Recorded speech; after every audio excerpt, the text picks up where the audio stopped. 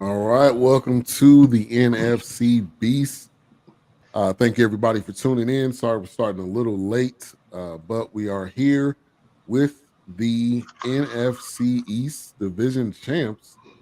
We got Sam in the building. How you doing, Sam? Sam Shady. Pretty good, pretty good. Thank you for having me. Good, good, good. And we got Cool. What up? What up? Always a pleasure to be here, gentlemen. Nice Eagles hat. Nice throwback. I I like appreciate that. that. I It's like a little, that. it's a little something special on this one too. I'm just let y'all see it real quick. Oh, Eagles Elite. nice. I love it. Love it. Yes, sir. Nice, nice, nice. All right, so we've been doing this show for the entire season. We're now at Championship Sunday, and there's one team left, and that is the Philadelphia Eagles. So, real quick round of applause. One of our teams making it this far. Round of applause. I love Uh, that.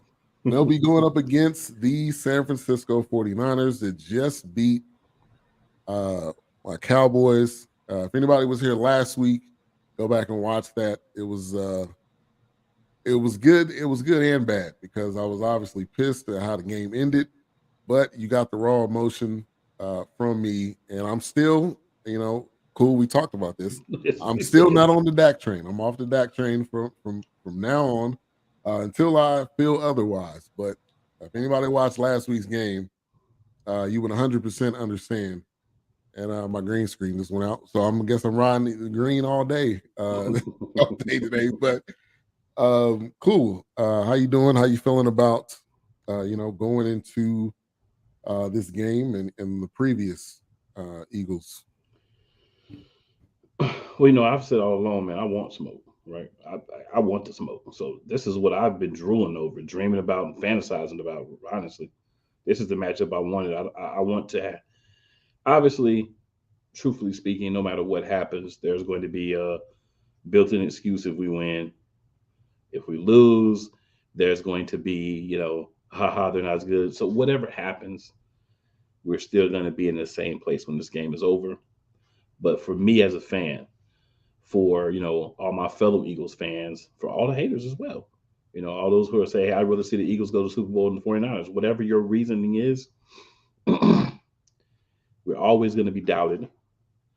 We're always going to be not liked, but we don't care about those things.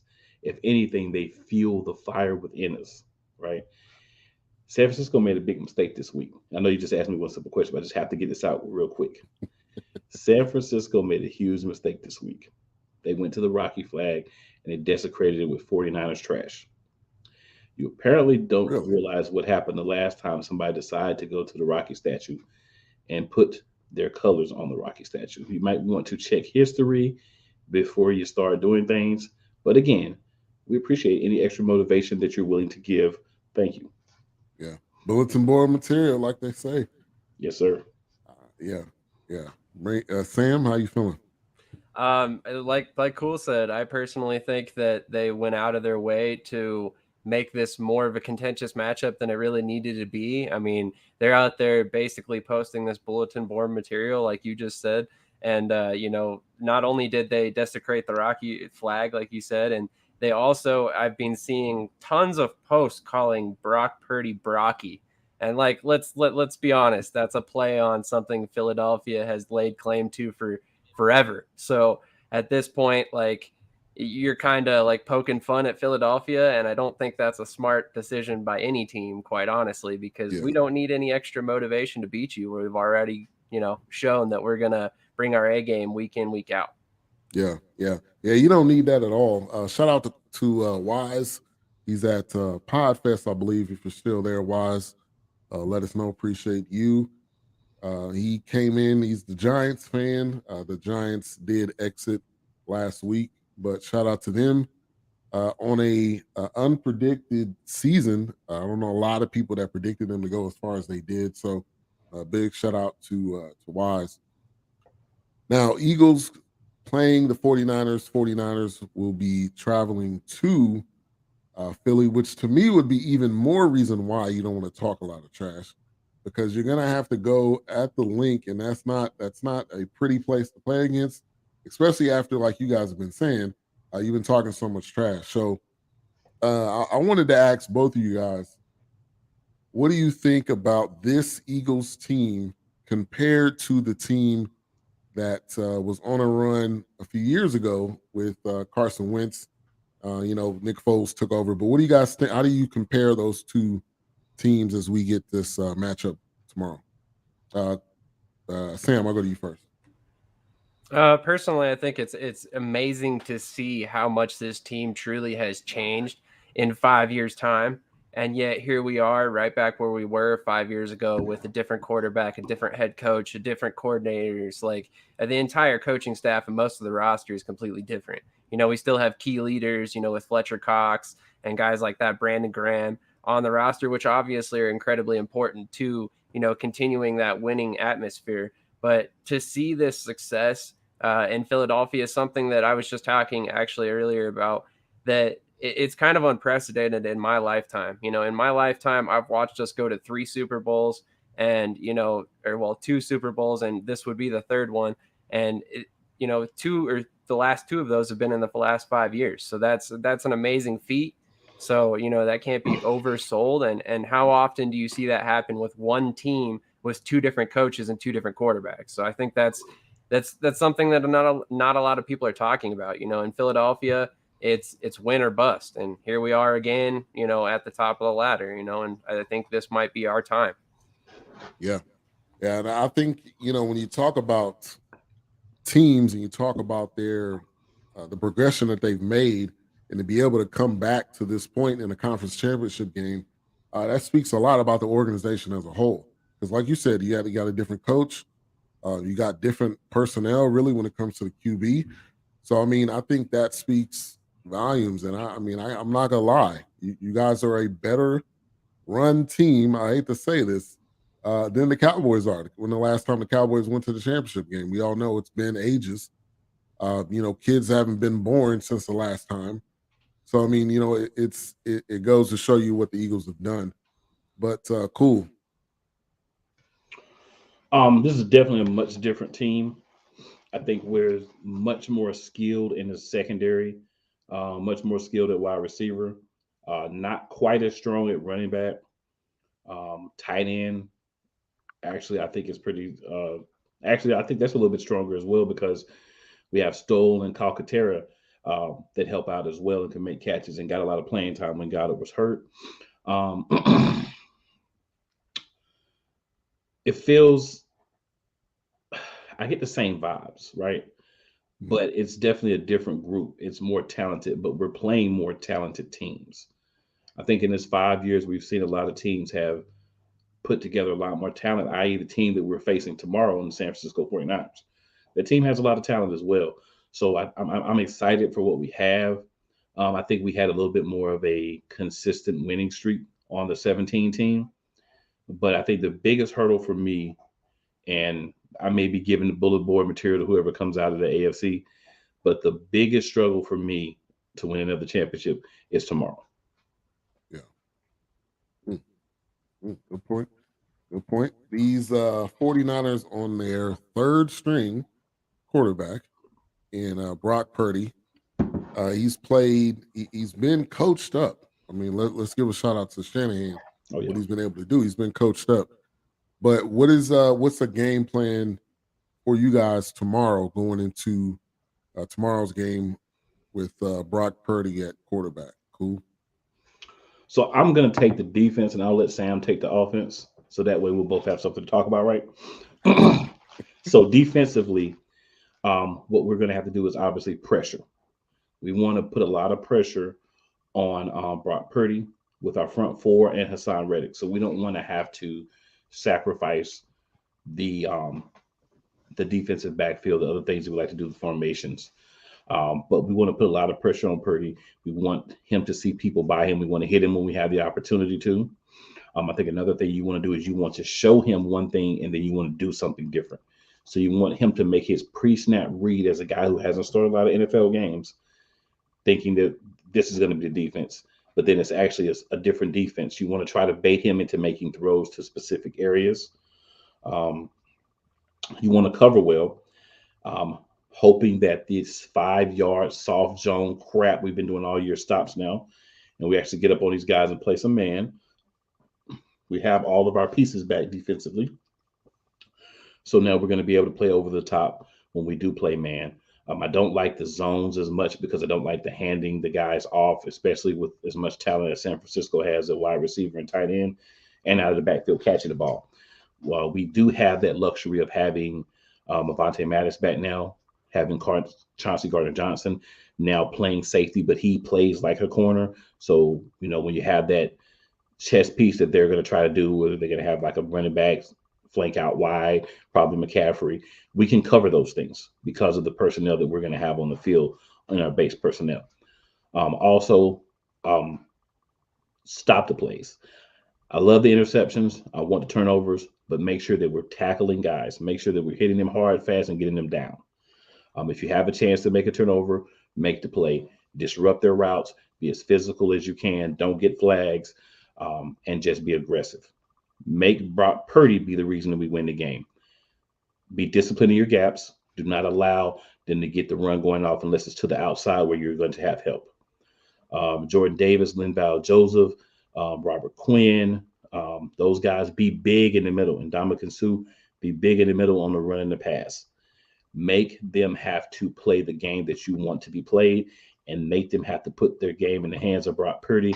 Don't allow him 5-yard passes that turn into 30-yard passes because he has all these guys that have great yak. That's what I think we need to do defensively. Okay. All right, Sam. You hit the nail on the head. Cool, as always.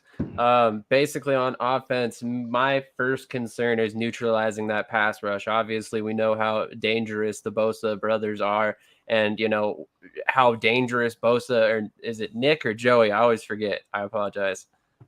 Nick. Thank you. So Nick Bosa with the 49ers. I apologize. I should know that. But anyways, Nick Bosa has been one of the most dangerous pass rushers this season. So in order to neutralize that, I'm getting the ball out of Hurts's hand fast. I mean, whether you're doing that with RPO to freeze the pass rush, or you're doing that with screen game that we did against the Giants, or we're running a lot of run pass option and we do what we did against Micah Parsons and just straight up don't block him. There's multiple different ways we can attack this. And I think we will rotate between the different approaches that we've shown this season with the Giants, the Cowboys, neutralizing the better pass rushes. But to say that is also to say that you can't necessarily rely on this as well. You need to take shots deep because the 49ers have holes deep. Their underneath coverage is exactly one of their strengths. And this is something that John Lynch and, the defensive coordinator there, D'Amico Ryans, have done on purpose. They've done it to kind of build towards what teams are going to do versus their pass rush. So there's going to be some holes deep, and we need to exploit those when the opportunities arise. But you also, like I said, you want to get the ball out of Hurts's hand quick and fast and in a hurry more often than not, because you do not want him taking a lot of hits. I don't want to see Minshew entering this game at any point. So that's the big test this game, is keep Bosa out of Hurts's face, keep the ball in the hand of the playmakers, and hopefully we can get the run game going to keep the play action involved as well. Yeah. And I think the biggest thing we learned from last week with the Cowboys is that this 49ers team can definitely be beat. They are not unbeatable. They are not a perfect team. We just couldn't capitalize on it. But I think you guys will be able to do that. There was plenty of opportunities there. Getting in the end zone, I think, is going to be very important for you guys. And I think you could 100% outscore the 49ers. So I think it could come down to that. And if you're obviously able to get the pressure on Purdy, force him to make a mistake and capitalize on the mistake. I think that'll be another thing that the Cowboys failed to do. When you had the ball, you just could not capitalize on a mistake that the 49ers already made. Now, I do have to ask, are you afraid at all of Kittle? If the ball gets into Kittle's hands, are you guys afraid of what he has the ability to do? Cool. You would be a fool if you're not afraid of George Kittle. He's the most physical tight end in this league. I I think there's only one tight end I would say um, is probably better than him or equal to him, and that would be Travis Kelsey. Yep. So if you're not understanding that you're going to be challenged by Kittle at times, then yeah, you're setting yourself up for failure. But what you have to do is you have to understand who he is and what he's going to do. He's going to be physical. He's not the fastest, but he has good speed, but he's not the fastest. But he's very aggressive. He doesn't mind taking hits. He's a guy that you're going to have to, again, tackle. You're not going to be able to just bump him down. You're going to have to grab him and drag him down. You're going to have to be ready because he has a great catch radius. He's going to be attacking the ball, a la what AJ Brown does, and you're just going to have to go and try to rock a couple of those balls out, and you're going to have to get him down as quickly as possible. So you're going to have to dedicate to just basics, tackling, defending, trying to knock balls away from him, making sure that you are covering him correctly. And you're just going to have to go out and make it happen. It's not going to be easy. I'm not going to pretend it is going to be easy, but if you want to win this game, it's going to have to be done. Yeah. And you can't make blind tackles. Trayvon Diggs. Basically just like, oh, did I hit him? No, Right. No, you didn't hit him. You weren't anywhere near close. As he's juggling the ball, no, you were nowhere near close. But anyway, I digress. Sam. Yeah, I mean, Cool said it perfectly. I mean, if you're not scared of George Kittle, you're a fool. He's one of the best tight ends in the league. And in fact, there's very few elite tight ends in the league, truly, and he's one of them. I could count on one hand probably the 5 tight ends that I'm really scared of in the NFL, and George Kittle's probably second on that list, like he said. So, personally, I think that's one of the guys that really creates some matchup issues. We do have a guy like Kaiser White that can kind of match up with him a little bit. We do have CJ Gardner-Johnson, which I expect to see him in coverage on Kittle quite a bit as well.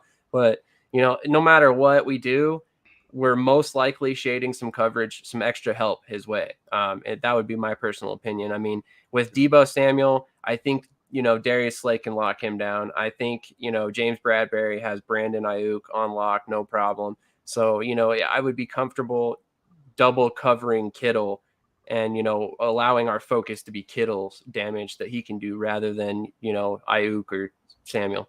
Yeah. And I think the Cowboys had a pretty good game plan. I mean, they shut down Deebo for the most part. I think he had he had one long carry. They totaled, I think, 40 plus yards, somewhere around there, between 40, less than 50 yards. So the game plan defensively worked. Obviously, go back to the offensive side of things. But I think that'll definitely be key as well. If you're able to shut down the running game for them, I think that causes Brock Purdy to throw the ball more. Eventually, he's going to make a mistake.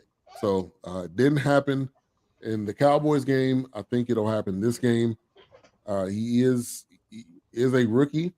He has not seen all of the defensive looks that coordinator is going to throw at him. So I'm praying with both hands double crossed that the Eagles will be able to you guys will take care of business tomorrow.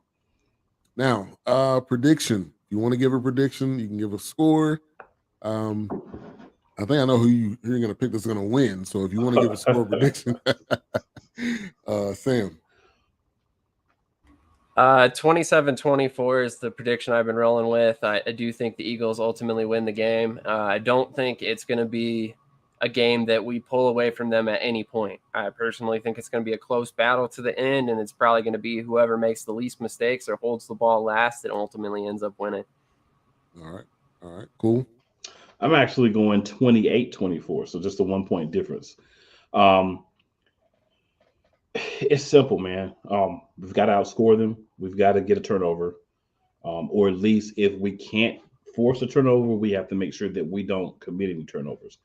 If we can keep the turnovers even or we're plus, I feel very confident about our chances to win this game.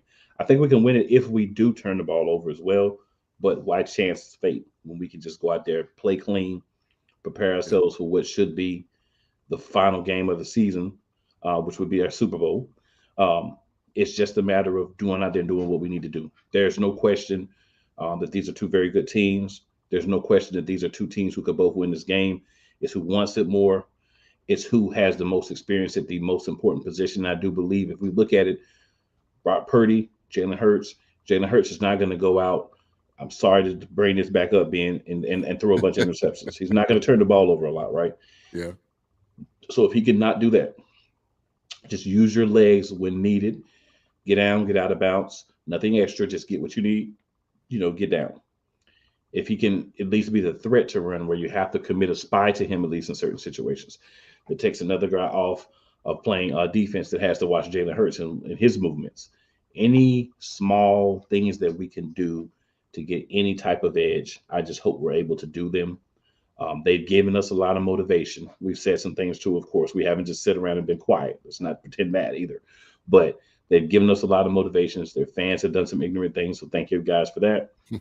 The media never believes in us. So I hope that continues, because we've always played the best when we've not been believed in. I don't think that even if we do win, we're going to be favored no matter who comes out of the AFC. But at the end of the day, man, that's another game for another day. Right now, we need to beat these 49ers. Yeah. Yeah. Let me give a shout out to my man CJ. Thank you for tuning in. CJ's carving out a little niche for him on YouTube. We were doing some reaction videos, specifically Cowboys reaction videos. So can only imagine what he's doing to his jersey. He didn't break a TV or anything, but he was frustrated. So make sure you follow him, subscribe on YouTube. I'll put in the chat 49ers or Eagles. So those that are tuning in, let us know who you are picking. Before we go to the other side, the AFC, two teams, their seasons are over.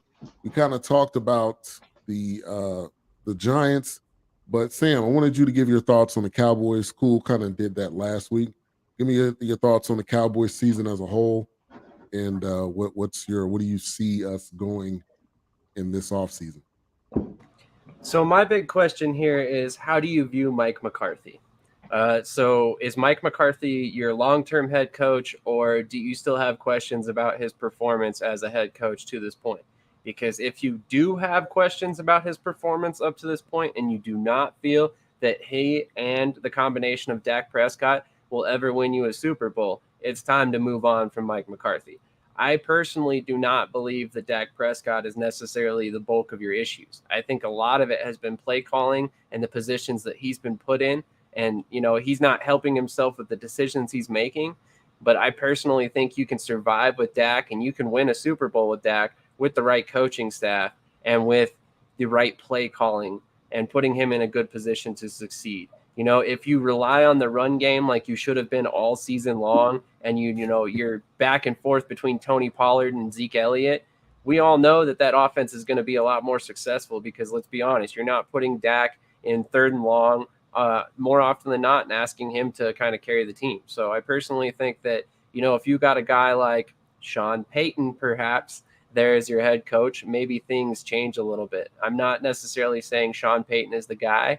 I'm just saying that there, in my mind, are a lot better head coaches and a lot better fits for what the Cowboys have going on and the personnel that they have on the roster. I've never been a fan of McCarthy, and I personally think he's only reiterated my previous thoughts on him with Dallas.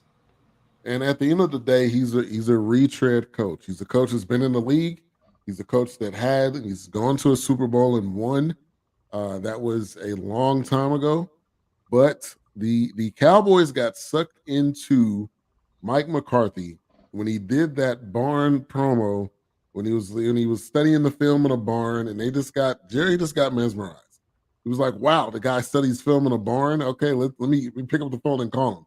I think they got sucked into. He won a Super Bowl with the Packers. I think he just got enamored. And the problem with the Cowboys is that they do not like change. I've said this numerous times. So McCarthy's probably going to be here. For how long, I don't know. I would like for them to make an attempt at Sean Payton, but I do think Sean Payton's going to want more than what the Cowboys are willing to give, and I think that comes in control and picks. I think you do have a lot in place that if you have the right coach, things could be different. I agree with CJ. Kellamore sucks. I think he's had some bright moments, but I don't think he's the boy wonder that everyone, when I say everyone, the Cowboys organization has made him out to be. If he was so much of a boy wonder, he would have got the job in Carolina, and he didn't. So I think that tells you something, that even though he's going to interviews every single week, I mean every off season, that doesn't mean that he's as great as what people put him as. So let me see. We got some comments here I'm going to get to. CJ says, I need the 49ers to win. What do you mean you need? You must got a bet. Hey, if you decide to make a bet on the 49ers, that's on you. That's you that has some extra money to give away. That's A-Trap, Brian D. Williams in the building. Thank you for tuning in. Ezekiel Elliott is out of there. I think at this point, you guys want to chime in. I think you have to cut bait at this point. He is only a short yardage back and a goal line back. You don't necessarily need that. I think he is a good run blocker, but unless he takes the biggest pay cut on earth, I don't see any reason why you bring back Zeke. I have heard he's willing to take a pay cut to return to Dallas. So, yeah. I mean, if he's willing to take a massive pay cut, hell yeah, keep him in Dallas as the backup to Tony Pollard. But that's where he belongs, as the backup to Tony Pollard. Don't expect a lot. Don't expect 100-yard games. Those days are over with. Yeah, you definitely. I think he realizes that this is his only chance, really, right? No one's going to go out and pay Zeke. So you might as well take the pay cut and stay where you're at, get you a couple of more years in, and make some things try to make some things happen there as that big bag in certain situations. He's never going to be who he was. We kind of knew this was coming when the contract was signed. As an Eagles fan, I was just kind of like laughing, because I knew it was going to come to this. But yeah, that's pretty much all you can do, man. Yeah.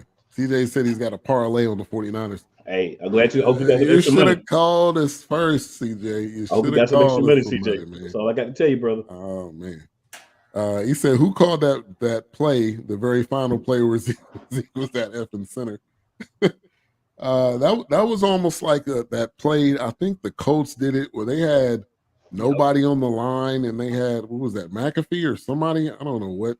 That's almost what that play. Yeah, that's almost what that play looked like. Kellen Moore should get fired just for that reason alone.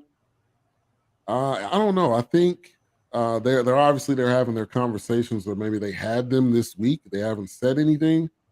But if the Cowboys run it back with the same exact staff, the same exact thing's going to happen. We're going to be, who knows, we may win 12 games, but you're going to be out in the first game.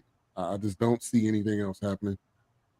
We'll also be reacting and covering tomorrow as well. All right, cool. CJ, make sure to subscribe there.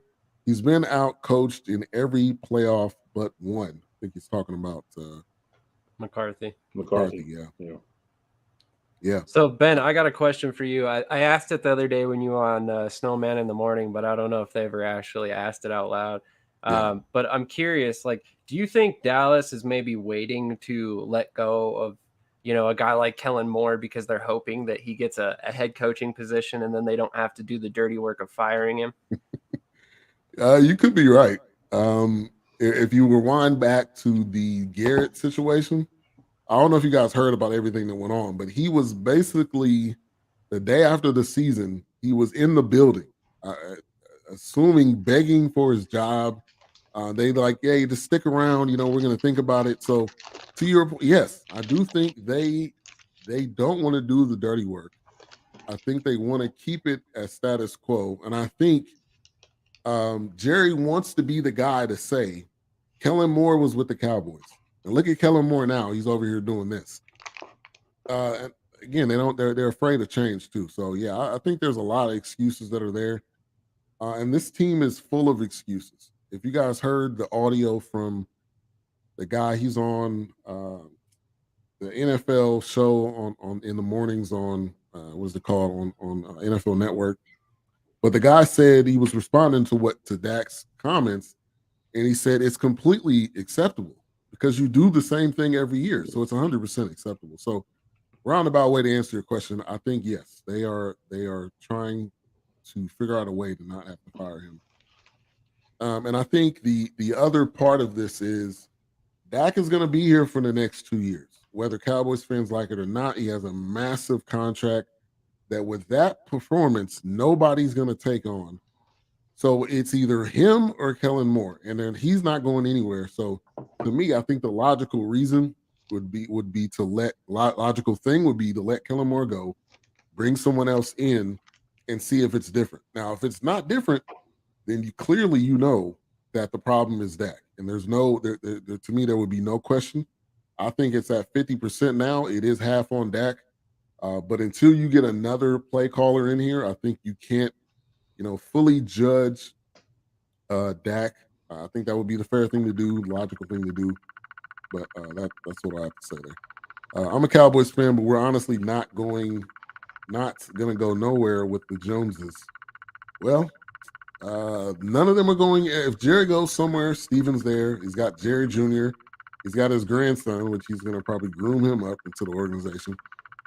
We need Jerry Jones to relinquish ownership and let somebody else coach the team, but we know that's not going to happen. CJ, that's not going to happen. As a Cowboys fan, who would you like as the coach? Sean Payton. I think he's that offensive mind that he has, I think would be great for Dak. And I think that's who I would want as the coach. And I'm willing to give up 2 picks. I'm willing to give up whatever type of control the Joneses have that has not obviously worked. I'm willing to give that up to give Sean Payton a chance. So that's who I would want. At the end of the day, Dak at best is an above average quarterback. I agree. I agree with you there. All right, so Cowboys off season. Obviously, be a lot of storylines coming up. No surprise there. If you, the Giants, I don't know, Sam, if you got an opportunity to give your thoughts on the Giants with their season over now as well. I don't believe so. So my thought on the Giants is after the performance this season, you have to see more out of Saquon Barkley and Daniel Jones. So I'm not saying that you go out and you sign Daniel Jones to a huge contract or anything like that, but you do give him an extension. You give him an incentive-laden deal. You make it very clear that, hey, if you play up to your potential, you're going to be here for the long term. If you don't, you will be cut and you'll be looking for a backup job somewhere else because we're not going to keep you around. Because I think Daniel Jones has flashed at times this season and he's shown that he has some traits that you want in a franchise quarterback. But I ultimately think that there's still a lot of questions about the way that he plays the game and if he can really step up and take over a game when called upon. And then Saquon, how can you not try and return or get him to come back? Because, I mean, at the end of the day, he dominated this season. He showed he can stay healthy for the most part. So I think that they really know that Saquon is their offense. Maybe you need to get in some depth in there behind him that you can count on, similar to like a Alexander Madison situation with the Vikings and Dalvin Cook. But with that being said, other than that, I think you have to try and give these guys a couple more years to see what they can ultimately become. Yeah. I just want to say to CJ, Amari Cooper told y'all before this season who Dak was. He's black Kirk Cousins. Yep. To Kirk, 2 chains cousin. He is similar to Romo, and his record, funny enough, is almost similar to what Romo's record was. He does have more of the ability to run. I don't think he throws a lot of passes like Romo, not necessarily a gunslinger like Romo, but the record-wise, they are similar. I want Troy Aikman to coach. I don't care if he's a commentator. I don't think Troy would want to do it, man. Troy's expectations would probably be even higher than the Joneses' expectations. And Troy's had a lot of CTE type situations going on in his career. He may not want to be a guy that wants to deal with that just on a daily basis, that grind. Probably not. But there is another guy who would be good as like a quarterback coach or an OC for you. That's Tony Romo, because he seems to know his X's and O's very well. Maybe. Wouldn't that just be Dallas to hire Tony Romo as a head coach or something like that? Yeah, that'd be like their version of Saturday. Coach, but like a QB coach. Yeah, absolutely. That'd be a great job for him. Oh, yeah. And I mean, how quick would his progression be if it was under Mike McCarthy? He gets hired as a quarterback coach this season. Next season, he takes over for Moore. Season after that, he's taking over for McCarthy. Well, I will say this though. Remember, Dan Quinn decided to stay, so I think Jerry and Dan got a little bit of a. There's something going on there. You scratch my yeah, back, I'll scratch your back. yeah, You stay yeah, another year of this. yeah, yeah. I personally agree. I think that's like his backup plan if McCarthy's not the guy long term. Because I mean, why else do you stay there? Quite honestly, he's had 2 seasons where he's been interviewed by multiple teams. Well, Sam, he said that he hasn't finished his business there. Yeah. When I seen that, when he was interviewing at all these places, to me, it was like it's just going to be a matter of time before he leaves. I mean, his stock has only risen from last year. He had interviews last year, and it's almost doubled this year. So yeah, there's something going on. Either he didn't like the situations, or yeah, Jerry's like, hey, Michelin Man's not going to be here that much longer. We'll give you the keys in a minute. But hey, I'm all for it. If he wants to stay, the defense has been gone leaps and bounds from Nolan to him. So if he wants to stay, I'm fine with that. I'm 100% down with it. A-Trap says Marvin Lewis as OC, maybe as head coach. No, I wouldn't put him as head coach, but he is an offensive mind that can possibly do something. But I don't think he's coming back into coaching, at least in the NFL. That is.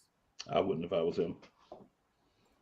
Yeah, I wouldn't say head coach, but I would say potentially OC. But I think the thing with the way the NFL is now, specifically with the Cowboys, you need a fresh mindset. Yeah. You don't need an old coach Very to true. come in here and say, hey, this is how we used to do it in the 30s. We don't need old man Joe to come in here and try to teach Dak new tricks. I think we need a young offensive mind. Kellen Moore obviously was not it. We tried it. We've given it enough time. It has not equaled to the most successful Dak consistently. There's been obviously peaks and valleys with this entire, with this relationship. But one of the people in Dallas on the radio mentioned that they're almost like friends more than it is a coach, player relationship, because they were in the same position room. They really kind of came up in the game. So I honestly think that could be a real fact. And I think Kellen Moore is just not as creative. Really, he's not that boy wonder that people make him out to be. And I think that's the part that the Cowboys really need to realize. Because if he was that great, he would have gotten a head coaching job last year or this year. Chris Jones says 49ers all day over here. Bang, bang, Niner gang. We need to take a chance on one of these young college coaches, but we've never seemed to do it. Yeah, we don't, because I don't know why. All right, let's change gears over to the AFC. Bengals at Chiefs. I think right out the gate, I think this is going to be a great game. I think this is a great matchup. But right now, obviously the Bengals were not a fluke. So shout out to him and also the coaching staff there, to Joe Burrow and the coaching staff. I do think the Chiefs are going to squeak it out, though. I think Patrick Mahomes is going to be ready this game. I think they're obviously, with it being a home game, that is going to be an advantage. And I think they have the upside. I think it's going to come down to obviously which quarterback's going to play better, which quarterback's going to make that mistake. I think that's what what the game's going to come down to. But I got Chiefs. Got Chiefs and Eagles in the Super Bowl. I think that's what's going to happen. And cool, I'll go to you first. I actually have exactly the same as you, sir. I think when you look at the depth that Kansas City has at wide receiver, think about guys like Juju, Justin Watson, MVS, Kadarius Toney, Sky Moore, McCole Hardman, right? It's a lot of different guys. So he's not going to really be locked on wide receiver wise to one guy. Now, obviously, we know the number one playmaker on this team and the number two playmaker are not actually wide receivers. Your number one playmaker is Travis Kelce, right? Heck, Noah Gray might be as good as and not better than the Bengals tight end. And then, Jerick McKinnon is the big play guy. So, Isaiah Pacheco, he's come on real strong. I do think that you're going to have to worry about the ankle for Mahomes. But the thing is, if you have a stretch of the game where he gets hit or he just gets real tight, you want to get him in the locker room early, maybe ice him down a little bit, retape him, get him another shot so he can finish the game. Chad Henne's a fine backup in this offense. Chad Henne's make plays and help this team win before. So it's not a situation where, if Mahomes needs to leave for a few plays or he aggravates it and he needs to sit out for a little bit, that you now fall off of the deep end. Chad Henne's really found a niche here as the backup quarterback. Then you look at the Chiefs defense, and we'll talk about the Chiefs defense a lot. It's not great, but it's got some names and some guys who really can get things in. George, I mess this name up every time, but I'm going to try it anyway. Karlaftis, maybe close. I don't know. Karlaftis, yeah. He's been playing well. Chris Jones, that's a name you never want to forget. Frank Clark, these are guys who play well. Carlos Dunlap is Frank Clark's backup, for heaven's sakes. You look at Willie Gay at linebacker. You look at Jalen Watson at corner. You look at Trent McDuffie at corner. Nickel corner is L'Jarius Sneed. So there's talent on this defense. Justin Reed is a strong safety, right? So it's not guys that you necessarily say like, oh, man, that's the best guy at these positions. But these are a lot of solid quality individuals. If they go out and play as a team, they're going to be good. And the thing is, Cincinnati's line has been troublesome. We talk about giving teams motivation, and people can make the argument about Cincinnati and everything that happened. But there's one thing we don't want to forget. The fans and some of the team has been running around talking about Burrowhead Stadium because they own the Chiefs. I don't understand what world we live in where you think you're going to go out and pop this kind of talk and there's not going to be repercussions. Do you really want to go out and give a team like Kansas City even more motivation at home to beat you?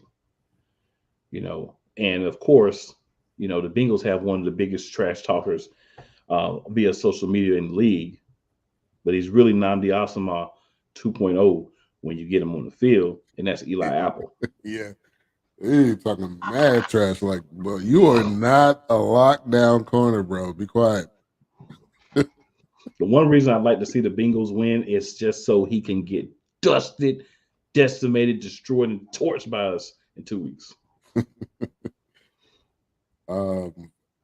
CJ 49, you got the 49ers and the Bengals. That's a interesting bet right there. Now, if any conspiracy theorists out there, the NFL would love to have a throwback Super Bowl matchup, 49ers and Bengals. But I just don't see that happening. I don't see either one of those teams winning. But if they do, CJ, you would be up pretty big. All right. Before I go to you, Sam, A-Trap said Leftwich. As OC, yes. I think he would honestly be great for Dak. I think he would be he has the experience. He's coached one of the best. And obviously, I think he can share a lot of insight. So I think that would be great. If the Cowboys obviously would be willing to do that, I don't think that they would, but I think Leftwich would definitely be great. Go ahead, Sam. Leftwich would be an interesting hire. I've got kind of an outside the box thought for you guys in terms of somebody to look at for head coach and possibly even like offensive coordinator. But how about you go visit a guy, say Dan Mullen, Dak's college coach? Just a thought there. They had a good relationship back in college. He's a big reason why Dak was drafted in the NFL in the first place. So maybe you bring him back and you play on that relationship to kind of build an offense specifically around Dak's strengths, which in my personal opinion hasn't necessarily been done yet. So I think that would be a good way to go about it, but it'd be kind of an off the wall hire. Mullen was, let go in Florida in 2021, hasn't coached since. So he is available, maybe that's a guy you visit, like I said, for offensive coordinator rather than a head coaching position. But that's just a thought. As far as the Bengals and Chiefs, I personally am also picking the Chiefs as well. I think the storylines with the Reed versus the Eagles, the Kelsey Bowl, there's so many different reasons why this game would be amazing to watch live. So I personally hope that's what happens. I think that Chad Henne, went out and proved to the world that he can run this offense with great success. What was it, a 98-yard drive last week?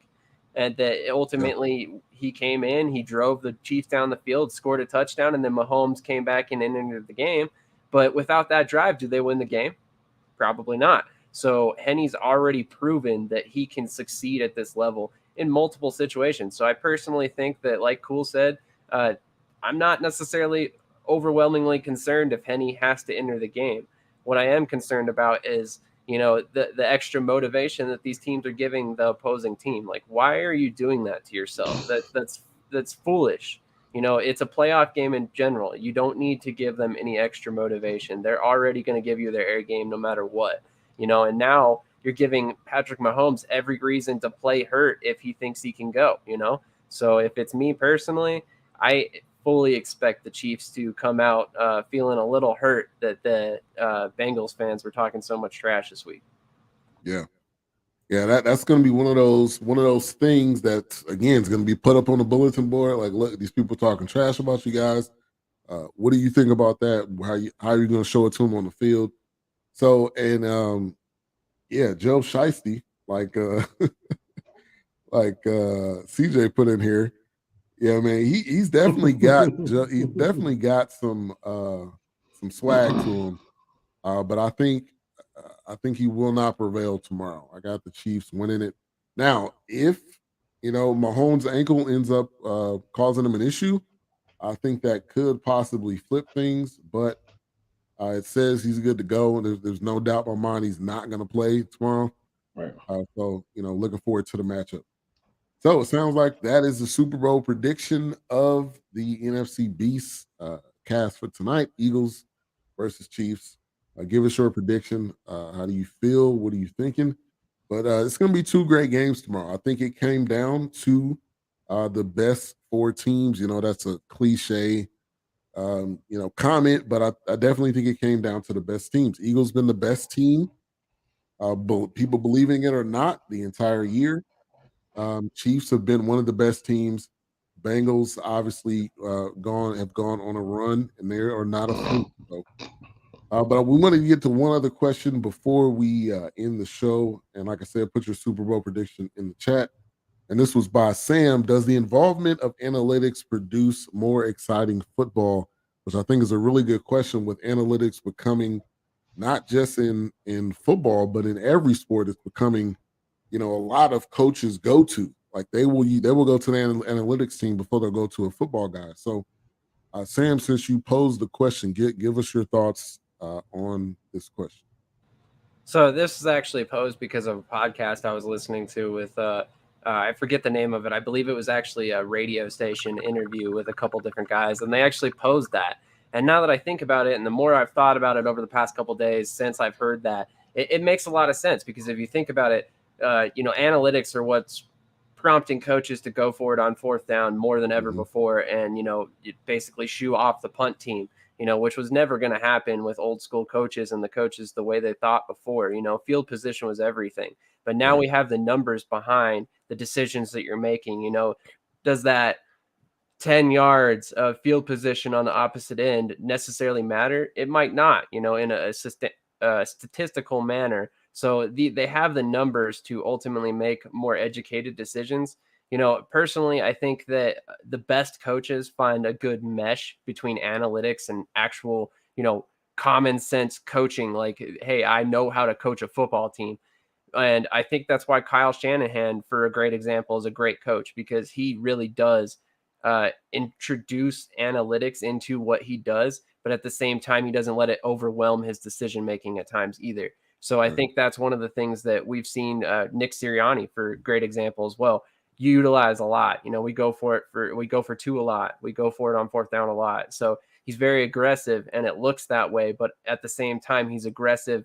He's calculated is really what it is. And I think that's one of the things that we're seeing more and more. So I personally think it does produce more exciting football, but it's definitely one of those things that I wanted to pose to you guys and then the fans who are watching and see what they thought. Yeah. And I think it makes it sometimes unpredictable because we've seen so many times where they're going forward on fourth on their own 30. We're like, well, hold on, is this really a good choice? If they get it, obviously it was a great choice. If they don't get it, then it was a horrible choice. So analytics have a way of putting you in in a good light and a bad. But I do think it does make things unpredictable. But I agree with you, Sam. You don't want to go too far in analytics because then it becomes to be, I think, more robotic. You still need that football mind. You still need that that football guy, that the eye test. You still need those things because obviously that has produced a lot of success, as well. So I think it's a combination of both. But I do think it has produced some exciting games, some things that we probably laughed at, some things on Monday that became a hot topic. So I definitely think it has done that. But cool. Yeah, man. I mean, I think analytics are a catch-22. There are times where they work great for you. There are times where, depending on how you use the information that you have, it helps you be, a better coach. It helps you make a better informed decisions. There are also times where you see a guy, you say there's got to be some analytics crap that he's doing. Right. And I think that's where you have to, like you said, and I definitely agree with both of you. But like you said, Ben, the thing is you have to know when. You have to understand in certain situations, I am not going to do, I don't care what the numbers say. I don't care if the numbers say it's a 90% chance. In this situation, I'm not doing that. You just kind of have to know, you have to know your personnel, for instance. You have to know what information you're using. Are you using league-wide information? Are you using, you know, division information, conference information, information from the last 5 years, information from teams that are in the exact position, right? So there's just so many different layers to the analytics as well.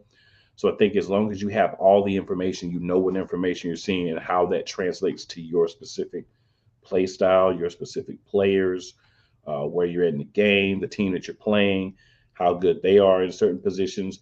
It's a lot, but if used properly, I think they can make the games more exciting.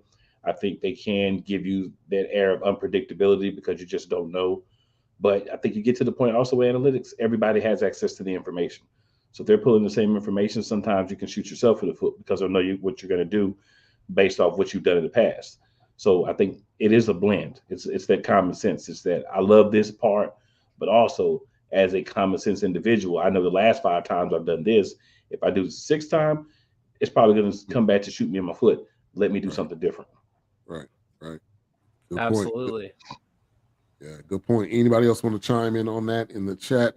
But it's becoming really a big thing. And one particular example here in Texas Rangers, at one point we had Nolan Ryan and we had CJ, not CJ, what's that guy's name? DJ Daniels. I'm drawing a blank on his first name, but Daniels was more of the analytics guy. Obviously, Nolan was the eye test guy. Now they had a pretty good run with both of them. They ended up going to the World Series multiple times. It didn't work out, but they decided to let go of Nolan and they kept Daniels. And if you look at the track record, they have not been back to the World Series since then. So it goes back to tell you there is a combination of both. You cannot have too much of one and not the other, and vice versa. So I think that's a really good point. CJ said he did a poll, had over 2,000 votes for each team. One of the polls are going with the Eagles, the other one surprisingly going for the Bengals. Al High says Chiefs all day. They just have to run the ball. This is a legacy game for Patrick. Al is a Chiefs fan. A-Trap says, I'm an old man. Get off my lawn. I'm not a fan. Yep. Sometimes some people do feel that way. I feel that way about music a lot lately. Hey, Brian, I feel that way about the NBA All-Star game. Yeah. So yeah, I feel that way about music. Every week something new comes out. I'm like, come on, man. 100,000, 1,000,000% agree. What is Yeah, this? it's interesting these days for sure. Yeah. But another episode of NFC Beast. We have our Super Bowl prediction. Looking forward to these games. I think we decided we're not going to do a show next week. Really, all we Correct. have is the Pro Bowl games, which again, that's another. I'm glad they're not having the Pro Bowl game. You want to make it something fun. I'm cool with that. Maybe bring the kids out and stuff like that. Yeah. But we will be back the week after. We preview the Super Bowl, talk about the runs, for each team. So we look forward to seeing you guys next week. It says the NBA All Star game. Yeah, it's really Yeah. become that's not even a pickup game. It's like a warm up. Is almost what it is. And let's not even talk about what they've done to the dunk contest. We're not even going to discuss that because we don't have the time for that. You know, at the time, yeah. Yeah, the Pro Bowl. I'm glad they went away with it. It was definitely time. But as we close it out, make sure to subscribe to all of our channels. Sam, Shady Sports Network, Cool. We have Eagles Elite, Play Callers. We also have the BS3 Network, and I just started the BS3 Sports YouTube channel. As I'm gonna do this show, and I'm gonna do some sports reactions and some stuff like that. So be on the lookout for that on YouTube. And I'll shout out to our other hosts, Couch Coach. This year, um, Wise. We also had Livewire came in. Courtney, Nathan. We had an interesting group of guys, all brought their own different perspective. Yeah. But Sam, final words.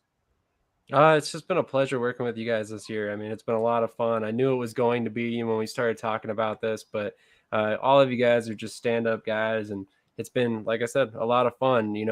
Despite the fact that we've talked about each of our own teams that we're fans of, I don't feel it ever really got very contentious, and I think that's something that speaks to our demeanor as people. And I think this could have gone a much different way had it been 4 to 5 or 6 other people like, and other channels, so I'm not necessarily throwing anybody under the bus or saying that. It's just, I thought that, we maybe would have had some more heated discussions, but more often than not, I was actually kind of surprised by how often we agreed and we were on the same page with a lot of our thoughts about all the teams, not just our own teams. So it was very interesting, and like I said, lots of fun talking to you guys all year long, and I look forward to it.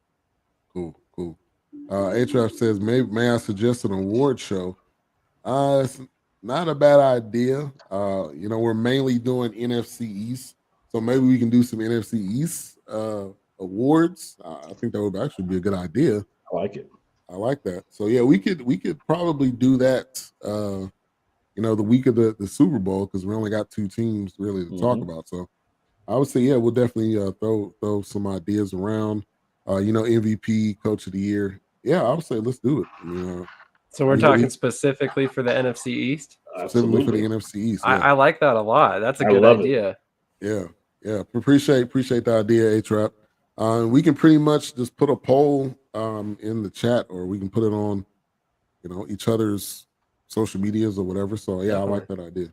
Definitely. Bronco in the building. Fly Eagles Fly versus Uday. All right, that's interesting matchup there. I love that logo. Yeah, really. Let's put that back up there. I really like that. That's the old Denver D, and then the Broncos logo, just their own take on it. I like that a lot. It looks aggressive. That is. Very clean too. Definitely. All right, cool. Final words. Yeah, man, it's been exciting, man. I'm glad we were able to put this together, get everybody that we did get a solid quality group of people together to make this happen. Enough to where if people weren't able to be on every week, we still had coverage with solid guys who knew what they were talking about, and not just coming on, just to say outrageous and egregious things and then run away and not have anything to back it up. And obviously we haven't always agreed, but I think we've done a really great job of being respectful of the fact that we have other people who really know what they're talking about on here with us, and then understand that everybody doesn't have the same perspective. So very excited about where we can go with this, guys, and hoping that when we come back in 2 weeks, that we're still talking about the Eagles and not the 49ers. You're right. I hope so too. For real. All right, so we'll see you guys in 2 weeks, and thank you everybody for tuning in. Everybody in the chat room was buzzing today. Al High, Ward Bronco, H Rap, CJ. Appreciate all of the comments. So you got Chris Jones in the building. Absolutely. Ryan Williams. Yep. Wise, appreciate you. So we'll be back in 2 weeks. Y'all have a good one and good night.